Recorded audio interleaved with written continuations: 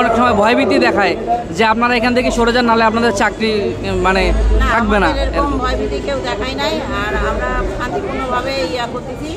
শুধুমাত্র আমরা এই যে কাজ করতেছি না, আজকে 2 মাস ধরে 1.5 মাস ধরে কাজ করতেছি না, যার জন্য জনগণের ভোগান্তি হচ্ছে। যেহেতু আমাদের হাত দিয়ে সার্টিফাইড কপিগুলো যায়, বললাম না, নকল নবিশের হাত দিয়ে রেজিস্ট্রি অফিসের পদচিহ্ন কাজ হয়।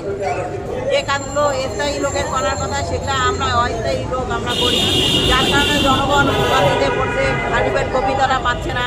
তারা এই সার্টিফাইড কপিটা তারা ব্যাংক, বিমা, তারপরে রেজিস্ট্রি, মানে সব কাজেই এই সার্টিফাইড কপিটা লাগে। যখন জনগণের দলিলটা হারিয়ে দেয়, পুড়ে দেয় বা যে কোনোভাবে মৃত্যু হয়, তখন তারা ওই যে আমরা শত শত বছরের জন্য রেকর্ড সৃষ্টি করি, সেখান থেকে তারা একটা সার্টিফাইড কপি দিতে পারে, সেটাই দলিলের কাজ করে।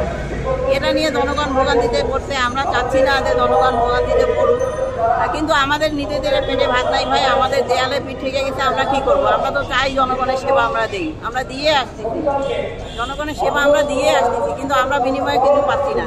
একটা দলিল যখন রেজিস্ট্রি হয়, তখন জনগণের কাছ থেকে 40 টাকা পাতা হিসাবে সরকার আদায় করে, আমাদেরকে দেয় 24 টাকা, বাকি 16 টাকা। প্রতি পাতায় পাতায় 16 টাকা আমরা সরকারকে রাজস্ব দিই। আমরা পরিশ্রম করে রক্ত পানি করা টাকা আমরা রাজস্ব দিচ্ছি, অথচ আমাদের পেটে ভাত নাই।